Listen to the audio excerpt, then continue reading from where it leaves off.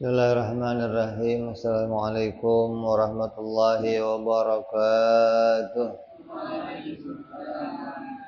Al-Fatihah ila ruhi sayyidina habibina syafi'ina Rasulullah sayyidina Muhammad ibn Abdullah sallallahu alaihi wa ala alihi wa ashabihi wa azwajihi wa dhurriyyatihi Allah ya'ala rijali wal jannah wa yafa'una bi asrarihim wa anwarihim wa alumihim wa nafahatihim wa barakatihim fid dunya wa dunya wal akhirah wa ja'aluna min hisbihim ويرزقنا محبتهم ويتوفنا على ملتهم ويحشرنا في زمرتهم بالعافية والسلامة ثم الفاتحة صاحب الكتاب أحمد بن عطاء الله ثم إلا سيد شرها كي صالح بن عمر دارة المحبة حضرة الوالد الحبيب عبد الله بن محسن عطاس ثم إلى شريف الأبيض نفعنا الله بهم وبعلومهم لهم الفاتحة أعوذ بالله من الشيطان الرجيم بسم الله الرحمن الرحيم الحمد لله رب العالمين الرحمن الرحيم مالك يوم الدين إياك نعبد وإياك نستعين اهدنا الصراط المستقيم صراط الذين أنعمت عليهم غير المغضوب عليهم ولا الضالين آمين بسم الله الرحمن الرحيم نويت تعلما وتعليما وتذكرا وتذكيرا ونفعا والانتفاعا والإفادة والاستفادة والحثة على التمسك بكتاب الله سنة رسول الله صلى الله عليه وسلم والدعاء إلى الهدى والدلالة على الخير ابتغاء مرضاته وقربه وثوابه وحسن الخاتمة مع اللطف والعافية وصلاح العاقبة. Bismillahirrahmanirrahim. Alhamdulillahirabbil alamin. Wassalatu wassalamu ala asyrofil anbiya'i wal mursalin. Sayyidina wa habibina wa syafi'ina wa maulana Muhammadin sallallahu alaihi wa ala alihi wa sahbihi ajma'in, amma ba'du. Qala musanniful kitab rahimahullah, nafa'ana bihi wa bi ulumihi fid dharain. Allahumma aftah qulubana futuhal arifin wa bi hikmatika wansur alaina bi rahmatika ya arhamar rahimin. Ila anqal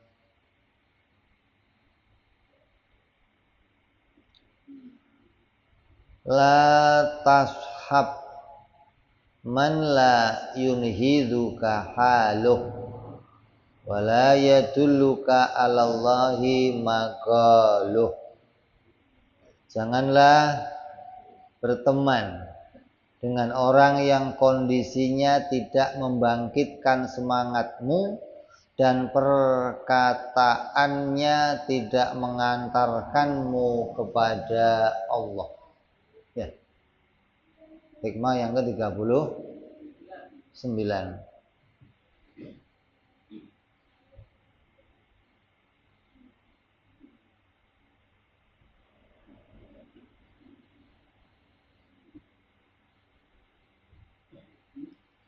La tashab, janganlah kalian berteman, janganlah engkau berteman, bersahabat dengan orang yang mana keadaan haliyahnya, keadaan aktivitasnya tidak membangkitkanmu, tidak membuatmu menjadi semangat untuk beribadah.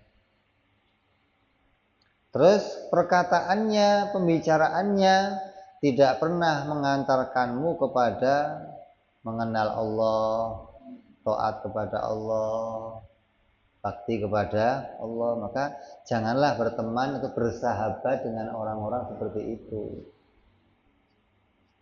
Maknanya jangan berteman itu, janganlah kita berkumpul dengan sebuah kumpulan, baik dalam perjalanan atau dalam pengajian, atau juga suami istri. Kan seringkali kita kumpul kan nggak cuma sama teman aja, sama suami juga kumpul, sama istri kumpul, sama kawan-kawan, sama yang lain. Kecuali berkumpul yang bisa membangkitkan hati hingga mau ibadah kepada Allah. Jadi kalau kumpul sama dia itu kita jadi jadi bersemangat untuk mendapatkan kebaikan. Kan yang namanya tergeraknya hati itu bisa dengan jalan apa?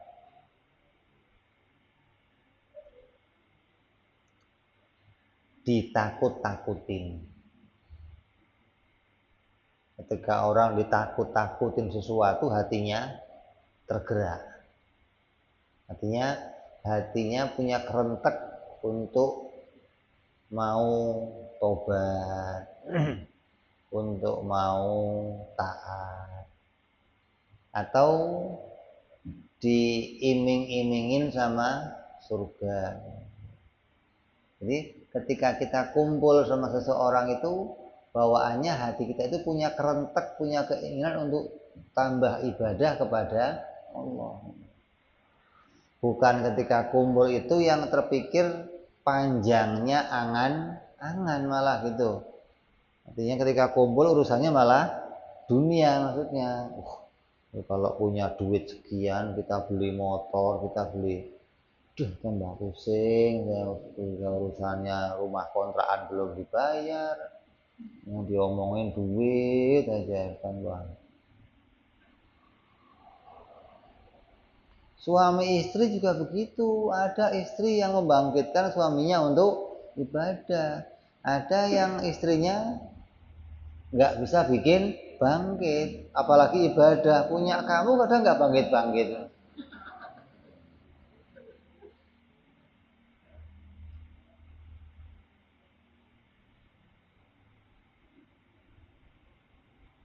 Terus ketika kita berbuat maksiat, kumpul sama dia, pingin tobat, pingin memperbaiki amaliyahnya, pingin menghindar dari kemaksiatan.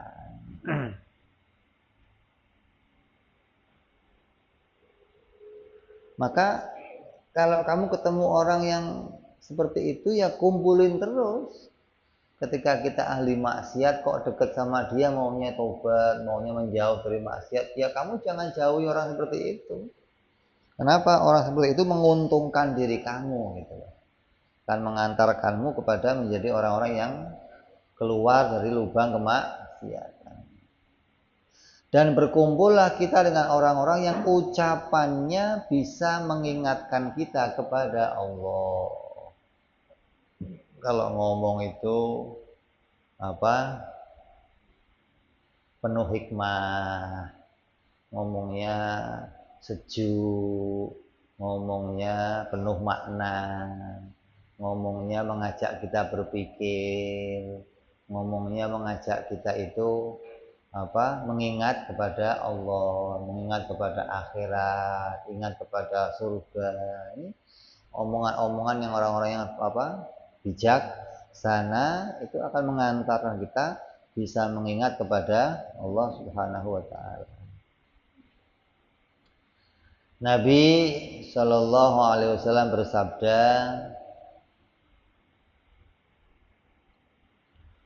perumpamaan kawan yang baik Dan jahat itu seperti orang yang membawa parfum dan orang yang membawa api. Apabila kita bergaul dengan yang membawa parfum, maka akan mendapatkan bau wanginya. Dan apabila bergaul dengan orang yang membawa api atau tukang besi, maka kita akan mendapatkan hawa panasnya. Dapatnya apa? Keringetan doang maksudnya. Sumuk, gerah. Nggak mendapatkan keuntungan apa-apa.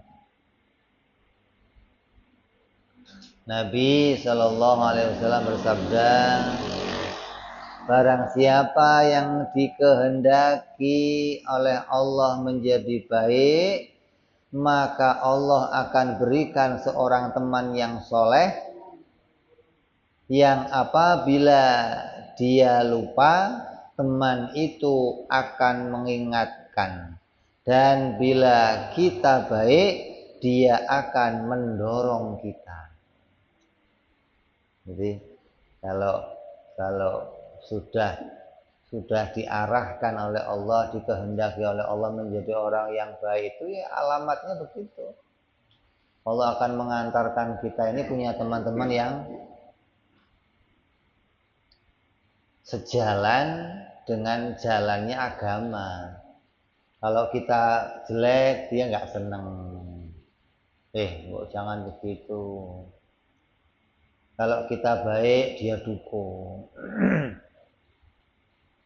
Artinya maunya ngajak ke majelis, maunya ngajak taklim, maunya ngajak dekat wali-wali, dekat ke ulama, jumpa sama ulama. Ajakannya yang penuh kepada mendatangkan ketenangan dalam diri kita.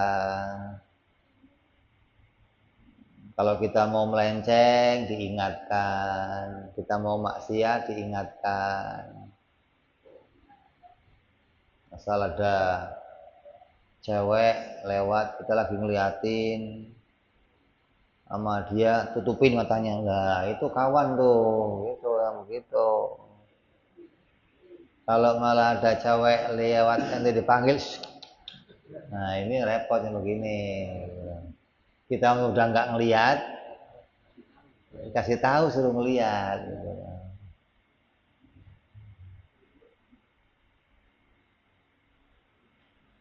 Nabi Shallallahu Alaihi Wasallam bersabda, beruntung bagi orang yang bisa selalu berkawan dengan orang-orang soleh. Beruntung dia. Berkawan itu maknanya sering kumpul bareng. Bukan berkawan itu maknanya harus keluar bareng, jalan bareng, enggak. Artinya sering kumpul bersama mereka, duduk mendengar nasihat mereka.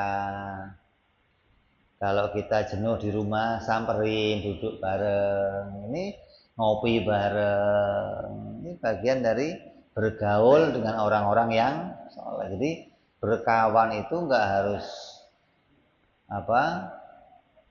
keluar bareng, jalan bareng, rokoknya barengan, enggak harus begitu maksudnya.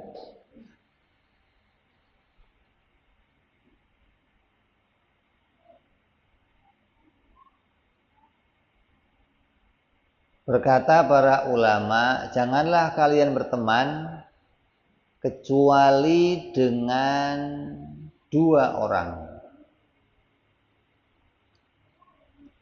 Yang pertama, orang yang bisa belajar urusan agama. Orang yang mana kita bisa memperdalam agama dari dia. Maka jadikanlah orang itu sebagai kawan kamu.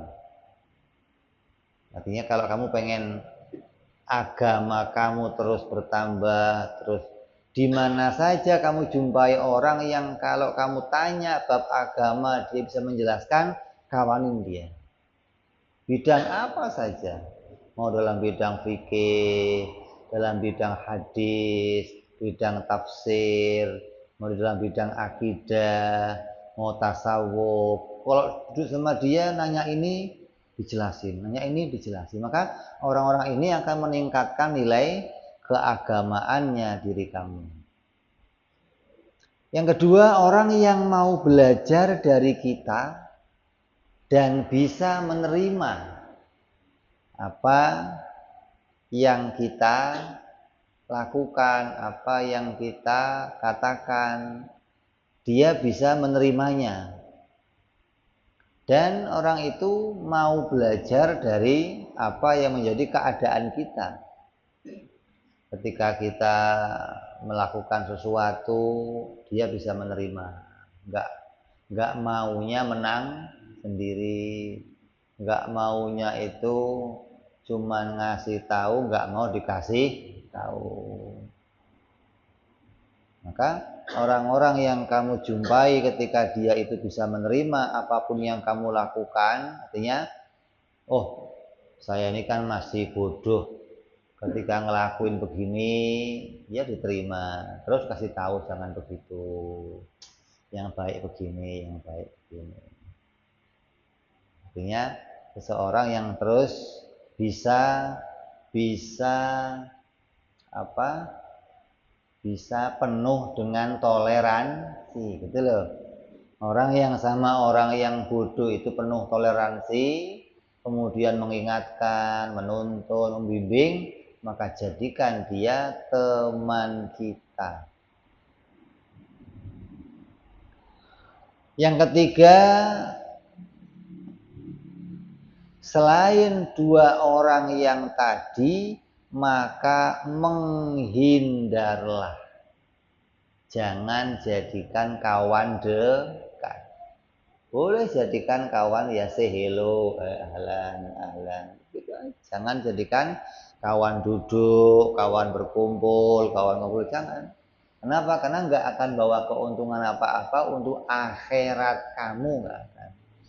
Makanya orang itu kan urusannya kalau berkawan, kalau bisa manfaat urusan akhirat, jadikan teman. Kalau enggak urusan akhirat, manfaat urusan dunia, bisa bisnis, kerja bareng, menghasilkan yang halal. Kalau enggak dua-duanya, ngabisin umur maksudnya. Akhirat enggak, dunia juga enggak. Karena kamu hanya menghabiskan waktu tanpa mendapatkan manfaat apa-apa, gitu loh. Bertemanlah dengan orang yang dengan melihat keadaannya saja bisa membangkitkan kita. Apa yang bisa dibangkitkan dari mereka? Apa yang bisa dibuat hati kita itu bersemangat ketika duduk bersama mereka? Yang pertama, apabila kita memandang dan duduk dengannya, maka kita akan memikirkan akhirat. Yang diceritain tentang bagaimana kemuliaannya orang-orang soleh, bagaimana derajatnya orang-orang soleh, bagaimana tingkatannya derajatnya orang soleh di akhirat. Enggak, ketika kita dengar kita semangat, ya Allah, andai saya bisa seperti itu, andai saya bisa mengejar ini, saya pengen. Terus membuat kita semangat untuk meningkatkan nilai ibadah kita. Yang kedua, apabila kita sedang dalam keadaan berdagang dan mengurus dunia, maka bisa meredam angan-angan kita yang panjang. Ketika pikiran kita lagi fokusnya dunia nih, saya mau begini, mau bikin toko 17 biji, mau nyewain ini, mau nyewain, modalnya ada, belum ada sih.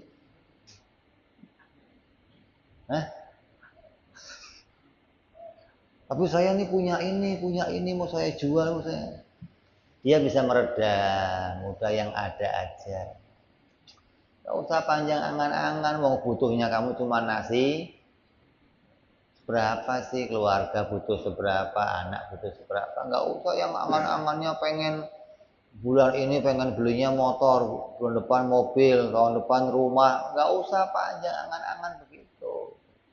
Karena orang yang panjang angan-angan itu pasti nggak akan bisa menerima rezeki yang sedikit. Orang yang kecil angan-angannya maka dia akan bisa menerima rezeki yang sedikit. Coba kamu kok sehari terima duit cepet, tapi angan-angan kamu panjang, cepet doang mana cukup gitu. Tapi kalau kamu kok sehari terima cepet tapi kamu nggak punya angan-angan, banyak nih. Sampai besok masih sisa. Kenapa? Karena angan-angannya nggak panjang. Gitu loh. Jadi kamu carilah kawan yang ketika kita lagi menggebu-gebur angan-angan panjang, diredam. Udah. Hingga kita nggak lepas kendali, nggak lepas kontrol, nggak keluar jalur. Yang ketiga, apabila kita sedang malas ibadah, bila melihat dan duduk dengannya akan muncul semangat ibadah. Karena orang itu kadang imannya naik, kadang imannya turun. Kadang orang itu lagi semangat ibadah sebelum zuhur udah di masjid siap-siap, udah sholat sunnah, udah apa. Kalau tambah semangat lagi kadang sebelum zuhur udah sholat zuhur dulu dia, saking semangatnya maksudnya. Enggak cuma di awal waktu, kalau lagi low ya kadang akhir waktu, jam 2 baru sholat, setengah 3 baru sholat. Kalau lagi semangat awal waktu udah sholat. Terlalu semangat belum waktunya udah sholat, itu terlalu semangat namanya. Ini kalau udah sholat, maaf Bib, semangat sebenarnya. Ketika kita lagi low kumpul sama dia, bisa naik tuh iman kita, Masya Allah. Hingga kita tergerak untuk bisa terus ibadah kepada Allah. Yang keempat, apabila sedang dalam keadaan bermaksiat, bila melihat dan duduk dengannya, maka timbul keinginan untuk bertaubat. Ya Allah, kalau saya nggak taubat, masa saya bisa kumpul sama dia? Bagaimana bisa bareng sama dia? Bagaimana bisa? Kalau saya jauh, ibadah dia kemana, saya kemana, bagaimana bisa bersama? Maka dengan melihatnya, duduk bersama dia, semangat kita untuk taubat dan menjauhi kemaksiatan. Bersahabat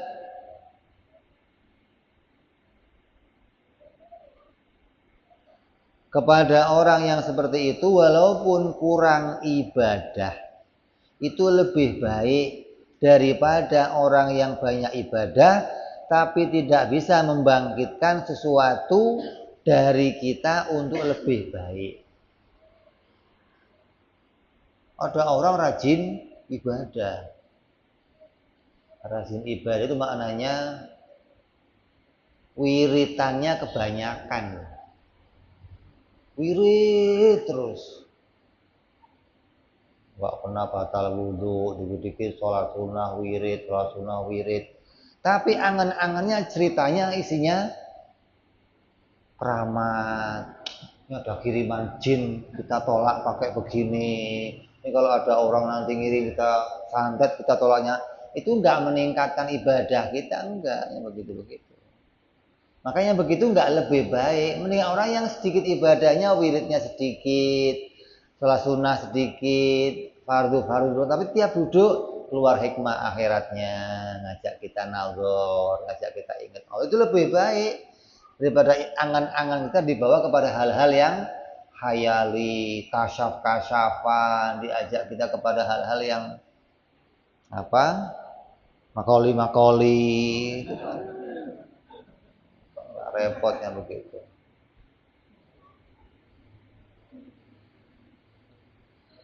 Ibnu Abbas radhiyallahu taala anhu pernah bertanya kepada Rasulullah, ya Rasulullah, siapakah orang yang harus kujadikan kawan?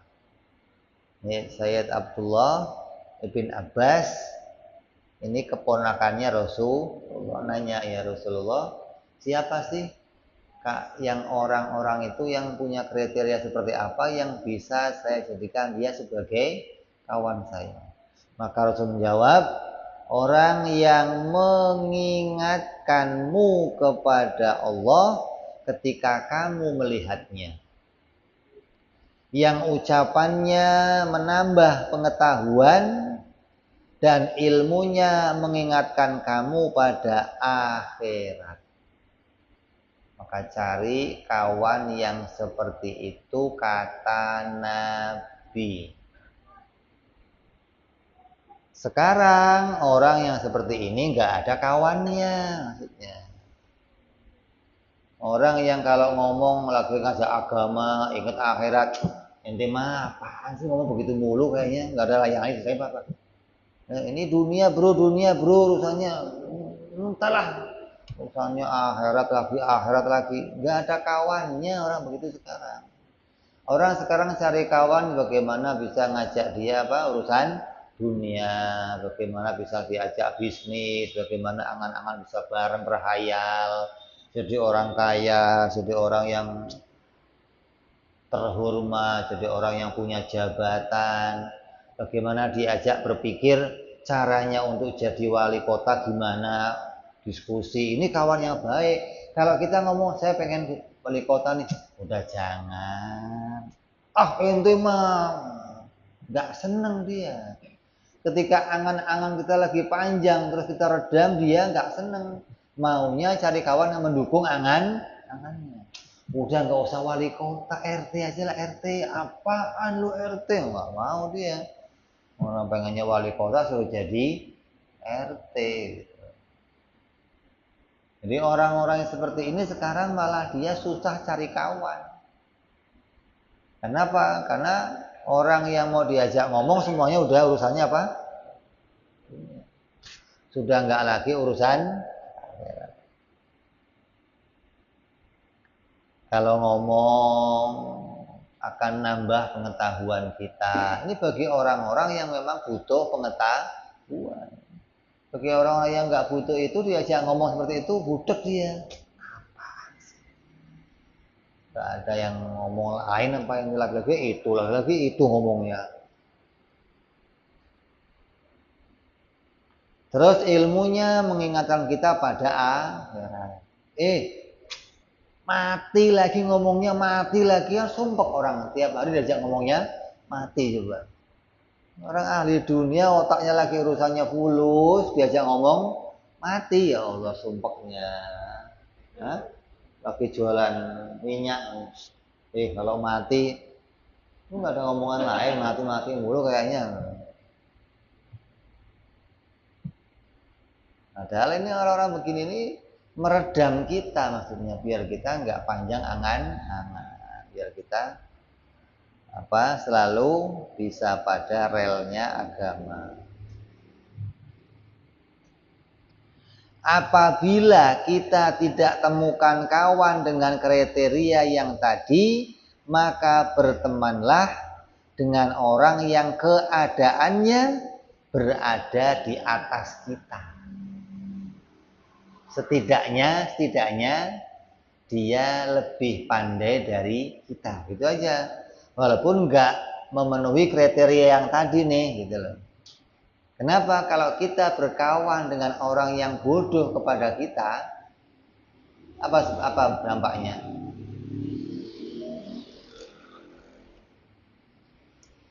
Nggak ada yang bisa mengingatkan kita. Ilmu kita nggak bakal nambah. Kadang kita diajak lupa diri. Ketika kita ngelakuin sesuatu, muji-mujinya kita luar biasa, ente mah hebat banget. Nah, kalau itu kok tiap hari dipuji, kita lupa diri. Kita menganggap kita udah jadi orang yang paling hebat paling. Gara-gara bergaul sama orang yang di bawah kita. Jadi dianya untung, kitanya rugi. Makanya kalau kita bisa bergaul, cari orang yang ilmunya di atas kita, maka gali ilmu itu. Faedahnya apa? Biar kita bisa meningkatkan pengetahuan kita, meningkatkan nilai ibadah kita. Jangan cari kawan yang senangnya di bawah kita. Kan kadang orang itu mau cari kawan yang dia nggak mau kelihatan bodoh, maka cari kawan orang yang bodoh biar dia kelihatan pinter. Kalau udah dia kelihatan pinter, dia ngomong sedikit aja, orang itu akan, oh hebat banget kamu. Seneng kita oh kaya. Hati-hati nih begini-begini nih. Maka jangan seneng kita gaul, kumpul sama orang-orang yang begitu, jangan. Orang-orang bodoh ini nggak bisa dinasehati, nggak bisa diberikan contoh-contoh yang jelek. Dia akan menganggap itu hebat, menganggap itu hal yang luar biasa, perlu dipuji. Karena dia nggak tahu mana yang pantas dipuji, mana yang nggak pantas dipuji. Jadi kalau kamu kok nggak ketemu sama orang-orang yang punya kriteria seperti tadi, maka carilah setidaknya orang yang nilai ilmunya ada di atas kamu. Kalau sejajar gimana, Beb? Ya nggak apa-apa sejajar, tapi ya kamu nggak meningkat maksudnya. Tapi kalau kamu kok bisa cari yang di atas kamu, yang levelnya agamanya tahu, punya banyak ilmu, artinya paling enggaknya lebih tahu lah. Kalau kamu kok anak kelas 5, cari yang anak kelas 6 gitu loh. Setidaknya nanti kalau kamu naik kelas sudah, oh di sana ada pelajarannya ini kamu sudah tahu. Dapat keuntungan dari bergaul sama orang-orang tersebut. Bukan hanya dapat gaul kawan cuman dapat kontaknya banyak doang, tapi dapat pula manfaat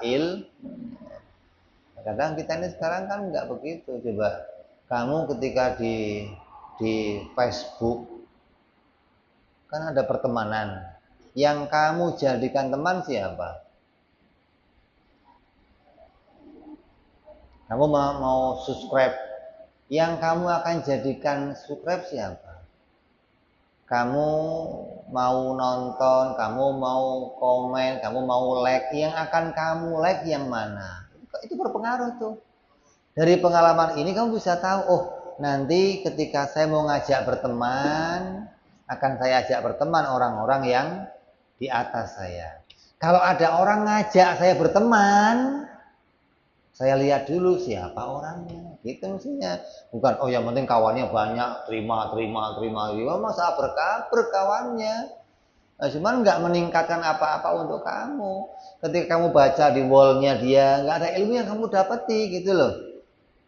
Tapi ketika kamu kok milih kawan-kawan yang baik, kamu baca ke bawahnya, oh ada ilmu yang manfaat, ada kata-kata yang baik. Walaupun nggak kumpul langsung begini, temennya temen apa?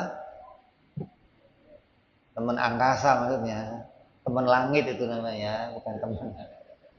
Sekarang orang lebih banyak teman langit daripada teman bumi gitu loh. Di bumi nggak ada temannya, dia di langit, temannya banyak, followernya banyak.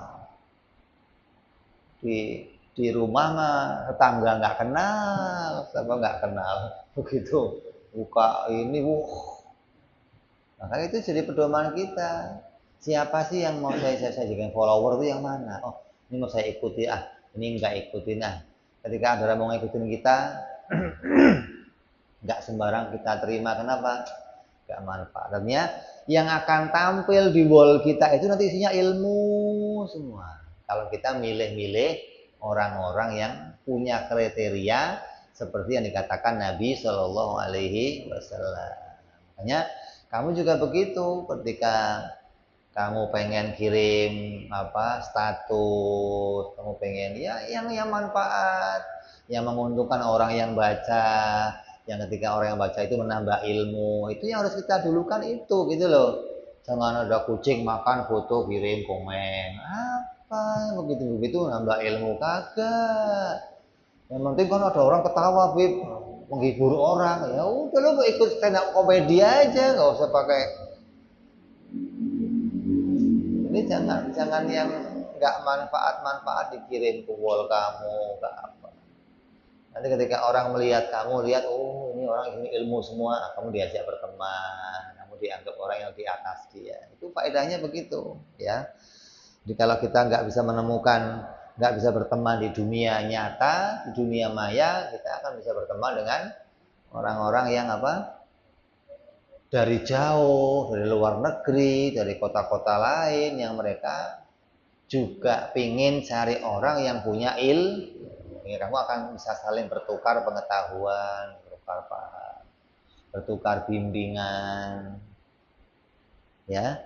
Ini ini faedah yang mau kita ambil dari hikmah yang ke-39, bahwa pilihlah teman yang baik, jangan pilih teman yang tidak bisa meningkatkan nilai ibadah kita atau nilai ketakwaan kita kepada Allah Subhanahu wa taala. Mudah-mudahan kita dijadikan Allah orang yang baik dan dikumpulkan oleh Allah bersama orang-orang yang baik pula, dipilihkan oleh Allah teman-teman yang baik hingga kita bisa menjadi orang-orang yang dipilih Allah, diridhoi Allah dunia sampai akhirat nanti. Amin ya rabbal alamin. Niyah wa ala niyatin sholawat ila hadratin nabi. Fatihah. A'udzu billahi minasyaitonir rajim. Bismillahirrahmanirrahim. Alhamdulillahi rabbil alamin arrahmanir rahim maliki yaumiddin. Iyyaka na'budu wa iyyaka nasta'in ihdinas siratal mustaqim. Siratal ladzina an'amta 'alaihim ghairil maghdubi 'alaihim waladdallin. Amin. Ya Rabbana i'tarafna bi asrafna 'ala Allah ashrafna fatub